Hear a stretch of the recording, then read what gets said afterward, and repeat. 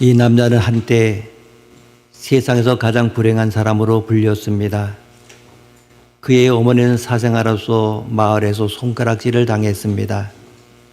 그는 4살 때 동생의 죽음을 보았습니다. 9살 때 어머니, 18살 때 사랑하는 여동생의 죽음을 보았습니다. 그의 아내는 거의 정신 이상자였고 2 아들도 그의 품에서 죽었습니다. 그는 전쟁에 참가했다가 친구들의 죽음을 무수히 목도했습니다. 이 사람은 정치에 나섰습니다마는 연거푸 낙선의 고통을 겪었고 그의 인생은 온통 실패의 연속이었습니다. 그러나 고난의 세월을 통하여 생명의 소중함과 인간의 존엄성을 깨달았습니다. 그는 항상 청중을 향하여 이렇게 말했습니다. 나는 노예가 되고 싶지 않습니다.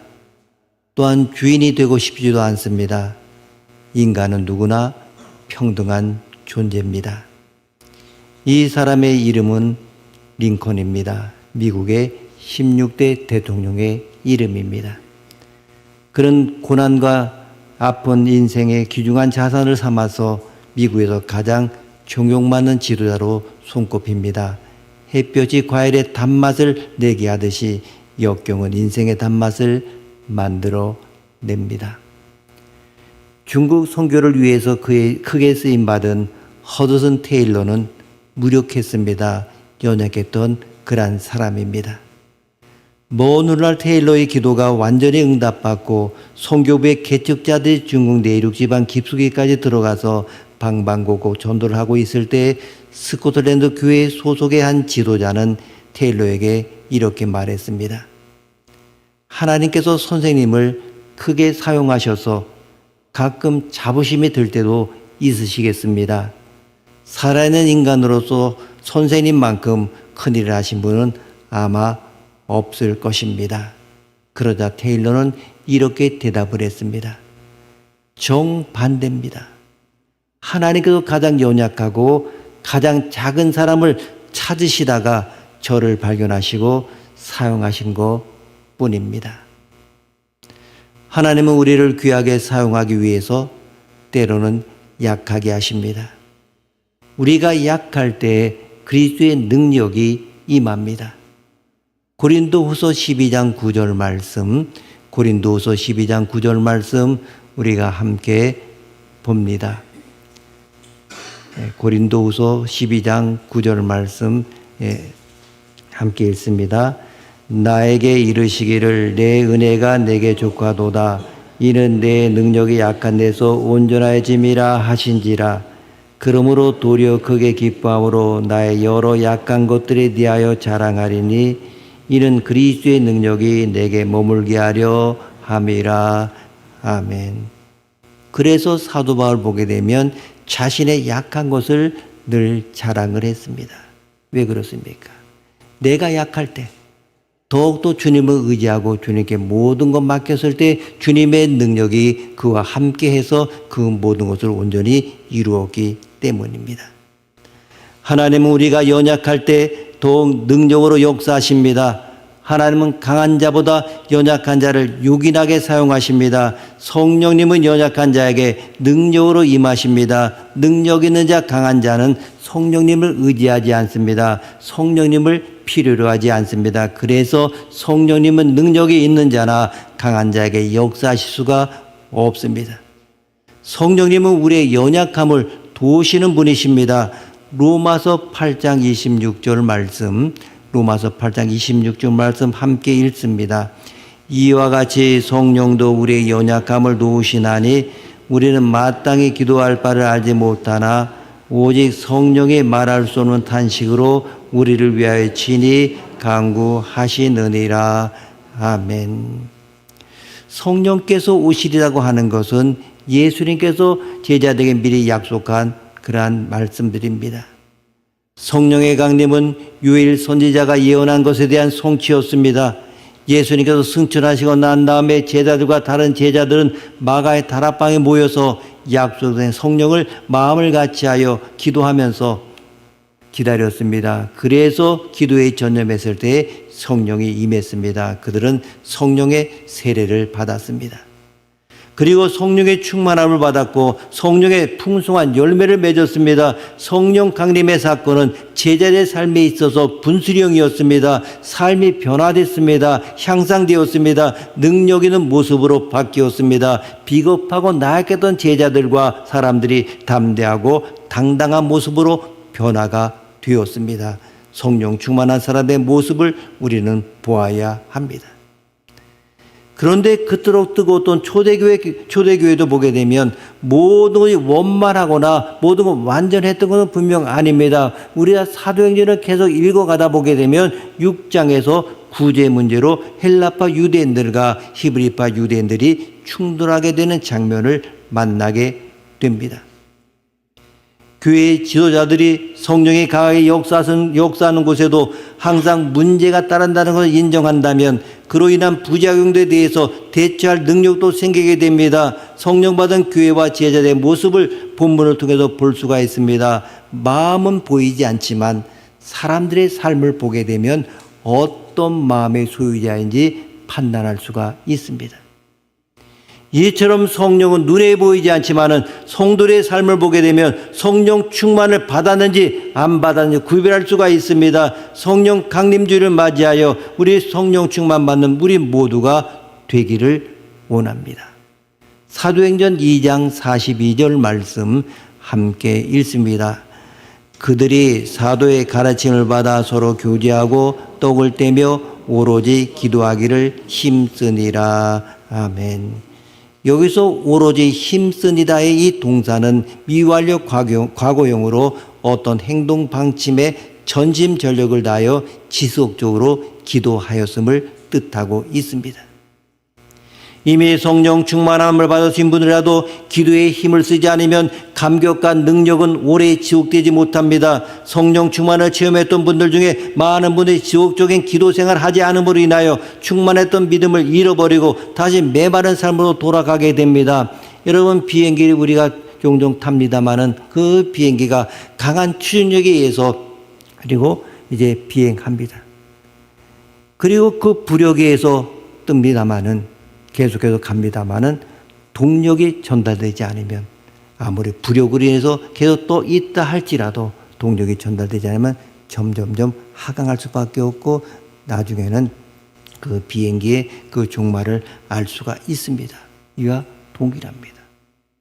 성령 충만을 통하여 우리의 능력도 받았고 모두 온전히 이룬다 할지라도 정말 계속해서 그 충만하지 않으면 그 모든 것 다 없어져 버리고 우리의 삶은 실패할 수밖에 없음을 우리에게 가르쳐주고 있습니다. 불 붙는 장작 중에 하나만 따로 떼어두게 되면 그것은 금방 꺼져버립니다. 그래서 개인 기도와 합심 기도는 필수적이고 중요합니다.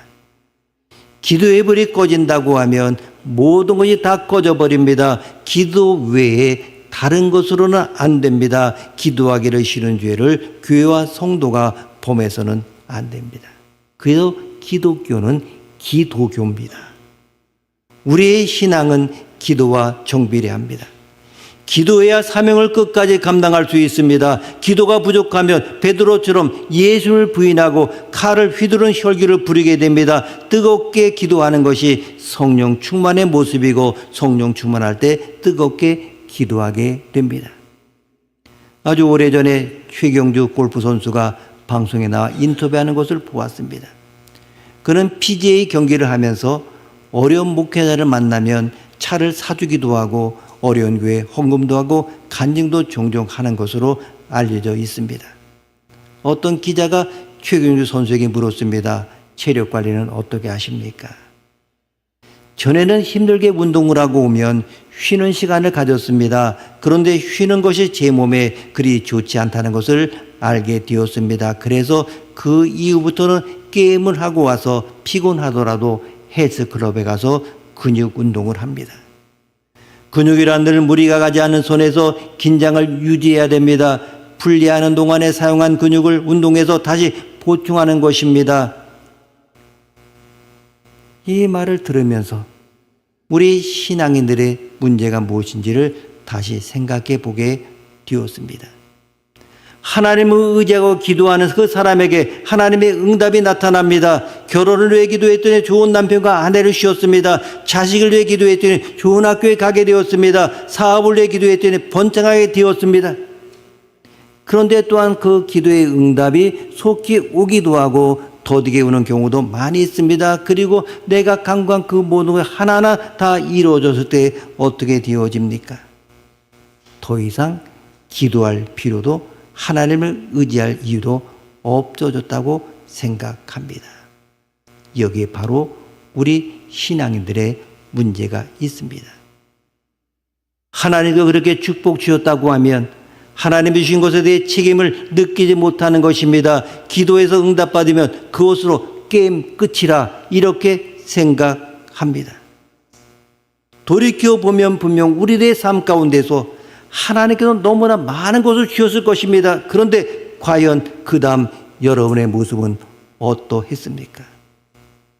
어떤 경우라도 기도하기를 쉬지 말고 계속적으로 기도하는 성령 충만한 성도가 되어야 하는 것입니다. 또한 44절 말씀 함께 읽습니다. 44절입니다. 믿는 사람이 다 함께해서 모든 물건을 서로 통용하고 아멘. 이 예루살렘의 그리스도인을 보게 되면 상호 간에 이루어진 영적인 일치는 서로 필요한 물건을 공유하는 생활의 형태로 나타나고 있습니다. 물건을 서로 통용하고 이것은 공산주의와 같은 방식을 의미하지 않습니다. 그런 자발적으로 물건을 서로 사용했고 공동의 유익을 위하여 재산을 내어놓았습니다. 초대교회 유무상통은 욕심이 배제되어 있습니다. 오직 사랑의 원리를 바탕으로 이루어졌습니다. 사랑하면 내 것이 됩니다. 그리고 내 것이 되기도 합니다. 그래서 내 것이 없습니다. 우리들의 것입니다. 이 기독교 공동체는 개인의 욕심이나 나타나면 와해됩니다. 흔들리고 무너질 수밖에 없습니다. 나보다 먼저 남을 생각하는 사랑이 있을 때 어떤 환난과도 결코 무너지지가 않습니다. 성령 충만한 사랑의 모습입니다. 모든 사람을 사랑하고 원수까지도 사랑하게 됩니다. 스데반과 예수님의 죽음 앞에서 용서와 사랑의 모습을 보여줍니다. 어느 교회에서 있었던 일입니다. 한 번은 담임 목사님이 교회 학교 학생이 가는 것을 보고 그 아이를 불러놓고 이런저런 이야기를 했습니다. 그러다가 이 아이가 얼마나 교회 학교에서 교육을 잘 받았는지를 알기 위해서 한 가지를 물어보았습니다. 여리고성을 누가 무너뜨렸는지 아니? 아이는 심각하게 목사님을 쳐다보며 이렇게 대답했습니다. 제가 안 했는데요? 목사님은 심각한 생각이 들어서 교회학교 담임교사를 불러서 그 이야기를 했습니다. 그랬더니 그 선생님이 심각하게 목사님에게 말을 하는 것입니다. 목사님, 그 아이는 절대 거짓말을 하는 아이가 아닙니다. 그 아이가 안 했다면 안 한 것입니다. 정말 심각해진 목사님은 이 현실을 교회가 알고 대책을 세워야겠다고 생각하고는 장로님을 모아서 당회를 열었습니다. 그러자 재정부장 장로님이 이렇게 해법을 내놓았습니다. 목사님, 만일 그 일이 사실이라면 우리 교회가 변상해야 되는 것 아닙니까? 청년부 설교에서도 여리고성을 누가 무너뜨리는가라고 했더니 청년들이 서로 심각하게 이야기를 주고받았습니다. 그러면 우리가 벽돌을 사다가 쌓자. 교회 안에는 목사, 교사, 학생, 청년, 장로 모든 사람들이 알고 보게 되면 사랑의 대상입니다. 싸움과 갈등의 대상이 아닙니다. 나는 사랑의 사람입니까? 싸움의 사람입니까? 개인적인 욕심과 감정을 버리고 사랑을 실천하는 우리 모두가 되어야 합니다. 이 사랑이라고 하는 것은 성령 충만의 열매라고 하는 것입니다. 46절 말씀 함께 읽습니다. 46절입니다. 날마다 마음을 같이하여 성전에 모이기를 힘쓰고 집에서 떡을 떼며 기쁨과 순전한 마음으로 음식을 먹고 아멘.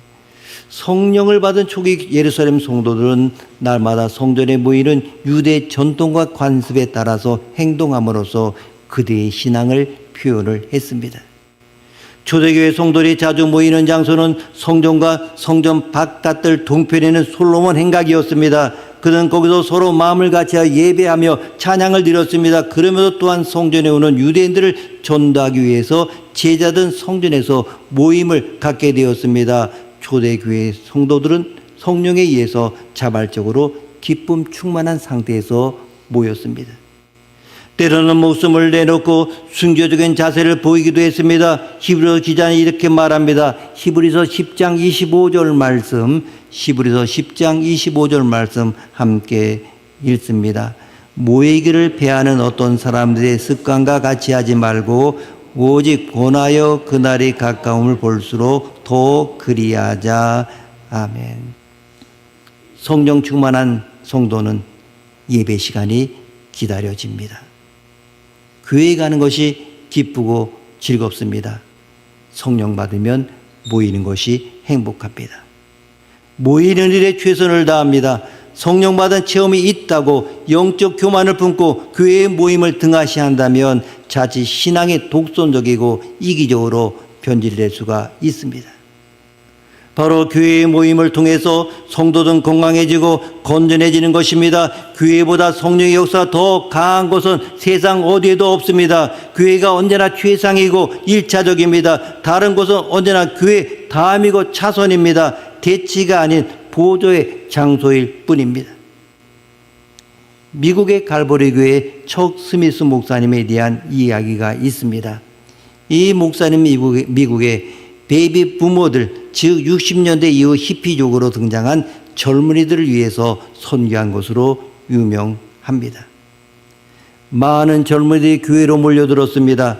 마침 그때 교회는 아름답게 단장을 하고 새 카펫을 깔아놓은 상태였습니다. 그런데 신발도 신지 않은 지저분한 젊은이들이 교회를 휘젓고 다니자 교회의 중직들은 불만을 갖기 시작을 했습니다. 그래서 하루는 중직들이 목사님을 찾아와서 이 젊은이들 때문에 교회가 지저분해진다는 그런 불평했습니다. 그랬더니 스미스 목사님이 이렇게 대답했습니다. 만일 아름다운 새 건물과 깨끗한 카펫 때문에 젊은이들이 들어올 수 없다고 하면 그 카펫을 당장 걷어 버리십시오.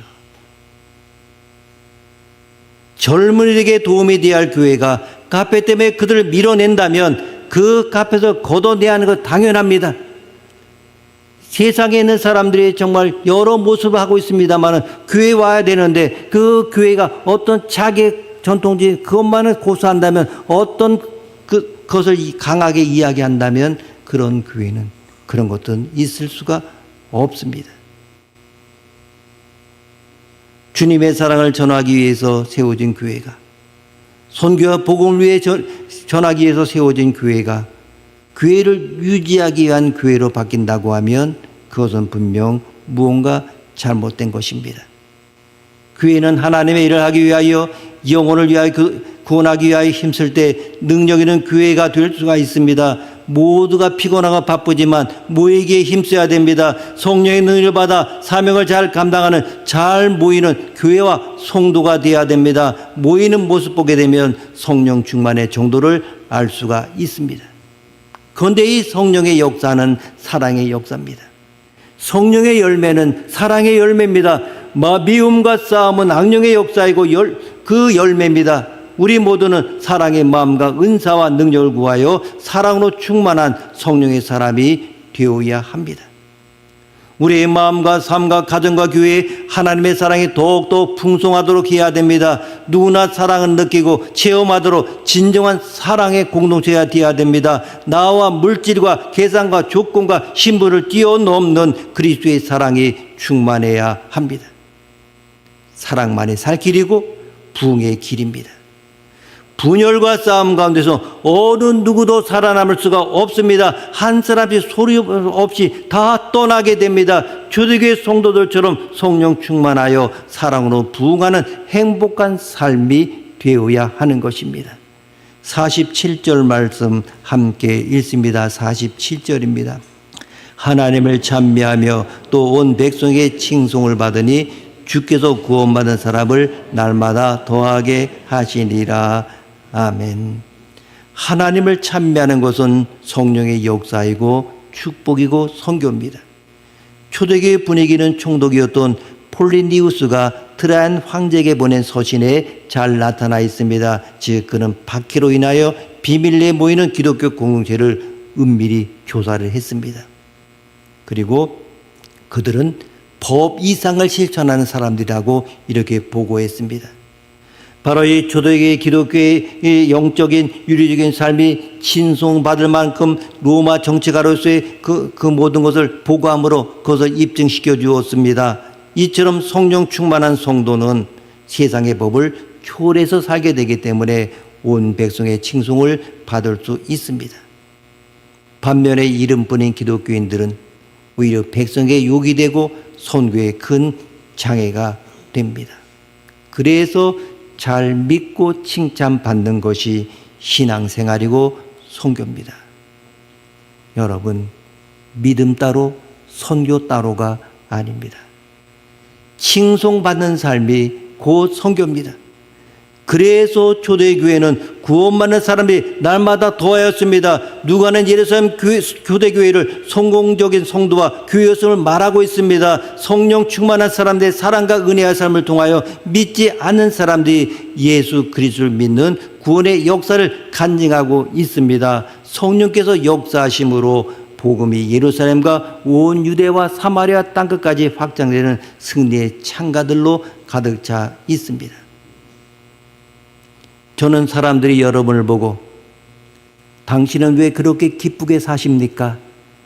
당신이 믿는 예수를 나도 믿고 싶습니다. 이렇게 말하게 되기를 바랍니다. 초대교회 교인들을 바라보고 사람들은 감격했고 구원받은 사람들이 날마다 더했다고 했습니다. 이것이 바로 성령의 사회입니다. 하나님의 사회입니다. 영원광스러운 하나님의 나라인 것입니다. 주님이 통치하시고 성령님이 임재하시고 주님이 우리 한 사람 한 사람을 이 아름다운 하나님의 사회로 부르고 있습니다. 어떤 자유기고가가 내가 교회에 다니지 않는 이유라는 글을 쓴 것을 보았습니다. 이유는 이러했습니다. 너무 흔해 가치가 없어 보이기 때문에 죽었다 깨어나도 적응하지 못하는 분위기 때문에 강요와 협박의 전도 활동 때문에 어려운 경제 상황에 더욱 부담이 되는 11조 때문에 그런데 유독 제 눈에 들어온 이유가 있었습니다. 눈에 너무 잘 띄어 슬픈 종교라고 하는 말이었습니다. 우리 기독교는 비신도의 눈에 매우 잘 띈다는 특성이 있습니다. 식사를 할 때 기도하는 모습이나 주말 생활 스케줄을 보면 알 수가 있습니다. 또 믿으라고 목청 높여 노래를 부르거나 고함을 치고 다소 유난스러운 활동을 하는 종교는 기독교밖에 없을 것입니다. 남들의 눈에 너무나도 잘 띄는 특성 때문에 오히려 힘든 종교가 바로 기독교입니다. 예를 들어보게 되면 식당에 가서 식사 전에 두 손을 모으고 기도하던 성도가 주인을 불러서 이 음식 맛이 없습니다. 이렇게 불평을 늘어놓는 상황을 한번 생각해 보십시오. 똑같은 행동을 해도 기독교 신자가 그랬다면 조금 다르고 이상하게 느껴집니다. 그 사람을 기독교의 정신과 함께 연결하여 보기 때문입니다. 정말 우리의 모든 삶이 세상 삶의 나의 삶을 바라보며 어떻게 바라보고 있고 어떻게 우리의 삶을 보면서 고백하고 있는가를 본다고 생각한다고 하면 우리가 그동안에 살아왔던 모든 삶을 다시 한번 돌이켜볼 필요가 있다고 생각을 합니다. 모든 기독교 성도는 다소 억울할 수 있지만 눈에 잘 띄기 때문에 사사로운 것이라도 행동에 좀 더 신경을 쓸 필요가 있습니다. 그럼에도 불구하고 목숨을 걸고라도 온 백성에게 칭송을 받아야 합니다. 이 칭송은 눈에 보이는 성령입니다. 오늘은 성령 강림 주일입니다. 기도와 사랑과 모임과 칭송의 성도가 되어야 되는 것입니다. 눈으로 보는 성령의 사람이 되어야 합니다. 하나님의 사람으로 성령 충만한 사람으로 세상 사람들에게 어떤 선한 영향을 미치고 있는가? 성령의 열매가 나의 삶 가운데 나타나서 주변 사람들이 그것을 올바로 읽고 있는가? 그것을 생각하면서 더 성령 충만하여 많은 사람을 구원하고 교회를 부흥케 하는 면류관의 보석 같은 성도들이 다 되시기를 원합니다. 기도하시겠습니다. 하나님 아버지, 성령 강림 주일을 통하여 성령을 통해 기도와 사랑의 공동체 되게 하시니 감사합니다. 또 성령 충만하여 많은 사람을 구원하고 교회를 부흥케 하는 면류관의 성도들 다 될 수 있도록 도와주시며 바로 성령 충만의 모습이 눈으로 보는 성령의 사람임을 분명히 알게 하시사 우리의 삶의 모든 모습들이 다시 한번 돌이켜보며 하나님 마음에 합당한 삶을 살아갈 수 있도록 세상 사람들이 우리의 삶을 바라보며 칭송하는 그러한 삶을 살 수 있도록 우리의 삶을 인도하여 주옵소서. 언제나 하나님의 영광을 바라보는 축복된 삶을 살 수 있도록 은혜를 더하여 주옵소서. 존귀하신 예수님의 이름으로 기도드립니다. 아멘.